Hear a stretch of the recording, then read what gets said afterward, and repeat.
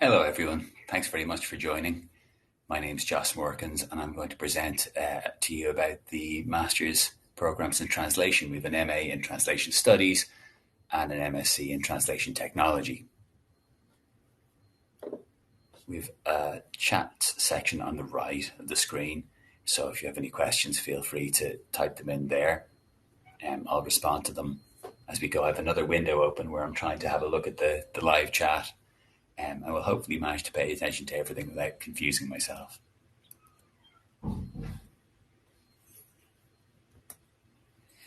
So I'm going to talk today about a little bit about DCU, although you're probably familiar, about our master's programs in translation, about how it works on campus post-COVID, or hopefully post-COVID, about careers that our students get involved with after they graduate, and then some time for some questions if you have any at the end. So the mission of DCU is to transform lives and societies through education, research, innovation, and engagement. We're ranked in the top 2% of universities globally and 84th in the world for impact on society, according to the Times Higher Education Impact Rankings. And we're the Sunday Times Good University Guide, University of the Year for last year, 2021.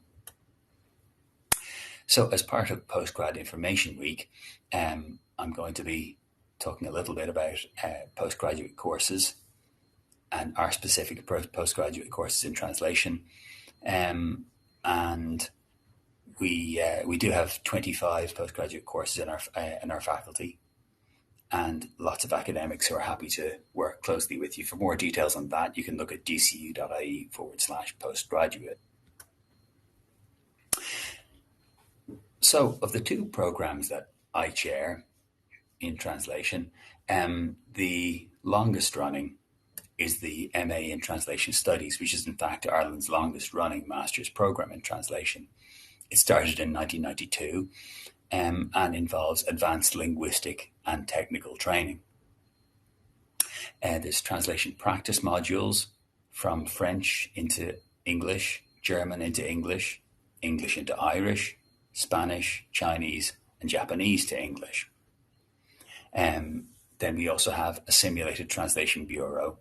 And as part of that module, we look at translation as a profession, and you're expected to form small 3-person bureaus of translation and take on realistic projects to quote for them and to carry out the translation as organized within your bureau. So within the bureau, you have roles not just as translators, but also as workflow managers or IT managers or finance managers, looking after your small model business.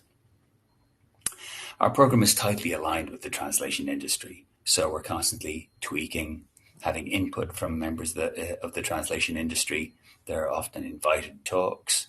Yesterday I met someone from Microsoft coming in. We've lots of people from different language service providers, from games localization companies who often come in for talks to our students. And our lecturers are experienced and all highly research active. So as part of the program, there are 60 taught modules, and then there's an option of a dissertation or a work placement. And I'll come to that in a little bit more detail afterwards. This program and our MSc in Translation Technology are both members of the European Masters in Translation Network, which is essentially a quality symbol for master's programs in translation. So the European Masters in Translation Network, on which I act as a board member, is administered by the Directorate General for Translation, tripping over that, apologies, in the European Commission.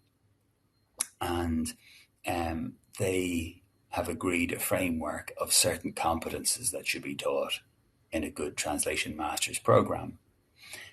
Programs that apply and fulfill the requirements of these competences can add the EMT label for their program. So there are currently roughly 70 European Masters in Translation Network members across Europe.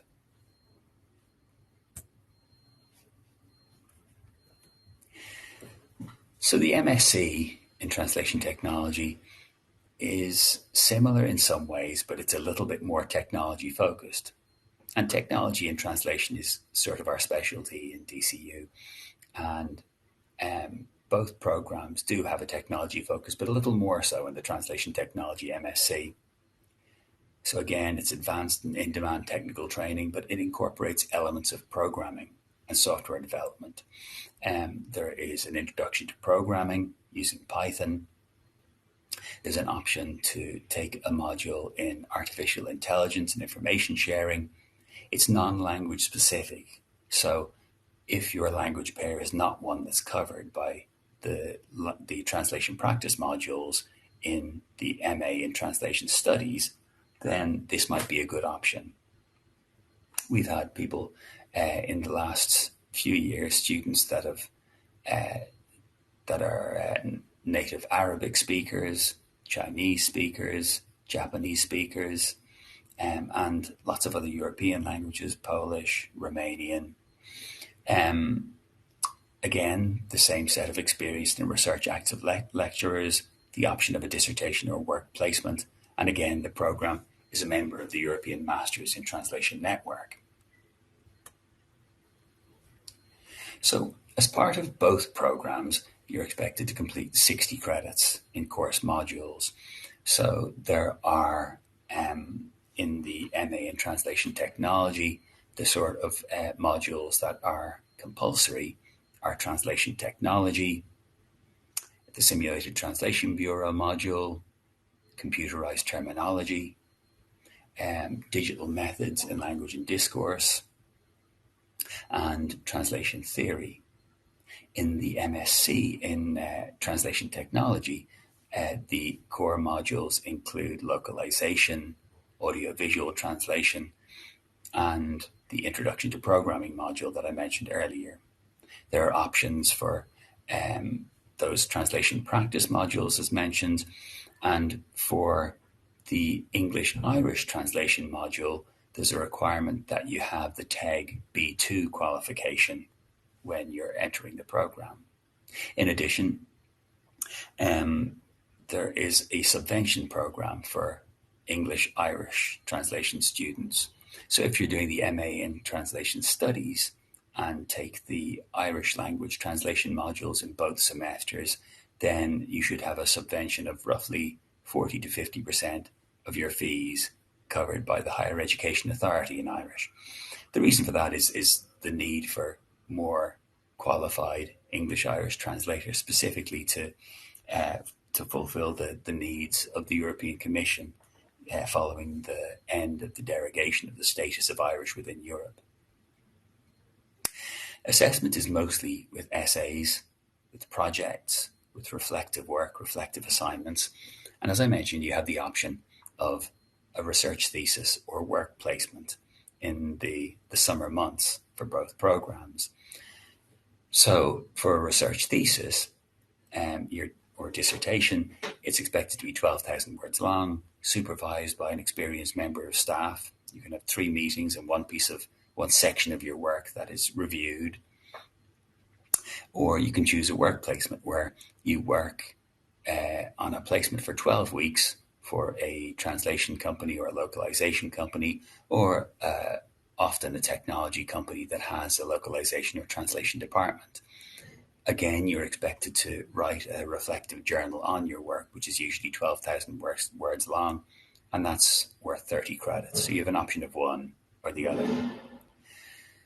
We require a degree of level higher education or higher level 2 or equivalent. You can look at qqi.ie to see whether your qualification is equivalent, or you can contact postgraduate admissions at dcu.ie to see about equivalence. We also allow related professional experience, so we have the ability to acknowledge and accredit for recognition of prior learning. When applying, you'll have to put together a personal statement and a curriculum vitae, and if your first language is not English, or if your primary degree was not carried out through English, you'll need to prove English language proficiency. So this is commonly done using the IELTS qualifications, but there are others too. Last year we allowed Duolingo certification. I'm not certain that we're accepting it this year.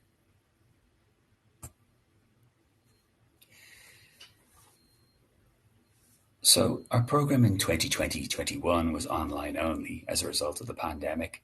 We returned to campus last year, and it's worked very well. We're just in our second to last week of teaching. There have been no interruptions, although students have not been able to come in when they contract COVID. We're constantly guided by Irish government public health advice, so both ourselves and students have been required to be flexible. We've made good use of Loop, our DCU virtual learning environment, which is a fork of the Moodle platform, if you're familiar with it. There are different quarantine requirements when coming into Ireland that you'll need to check if you're travelling from abroad. Our academic calendar for 2022-23 begins on the 12th of September, and that's when our first semester of 12 weeks with a reading week will begin. Our second semester then will begin in mid-January. So graduates of both programs go to lots of different areas. Many of them become professional translators, some freelance, some work directly for companies, some for the European Commission. Each year in the last couple of years, we've had maybe 2 or 3 graduates move into English-Irish translation in the European Commission. Many don't become professional translators at all, but do work in the translation or localization industry, maybe as project managers. Some work in subtitling, some work in software localization or in games localization. Others move into publishing, some into broadcasting, some into more general IT. And each year we usually have 1 or 2 graduates who move on to either our or other PhD programs. We have a PhD scholarship program within SALIS, our School of Applied Language and Intercultural Studies, the deadline for which is in and around the 1st of April for applying for that scholarship, which is worth €16,500 in stipend per year for 4 years, plus your fees are paid.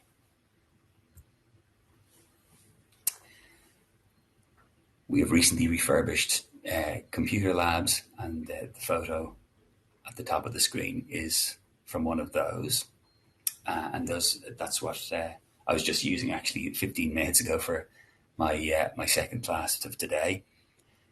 And details of application can be found either via the online prospectus for the programs. So if you search for DCU, an MA in Translation Studies or MSc in Translation Technology, you'll find our online prospectus and links to apply and the details of our requirements and regulations.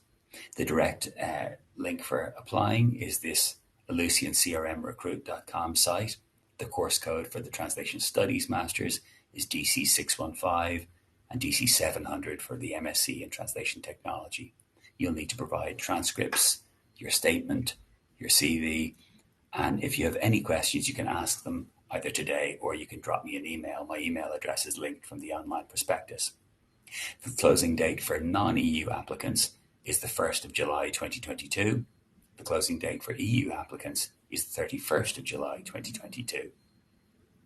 If you don't have all of your transcripts beforehand, you can begin an application and then you'll be able to continue it or add things after those dates, but you'll need to have begun your application process before those closing dates. And that is my final slide. So if you have any questions, please ask them now. Carol has helpfully given links to those online prospecti in the live chat window.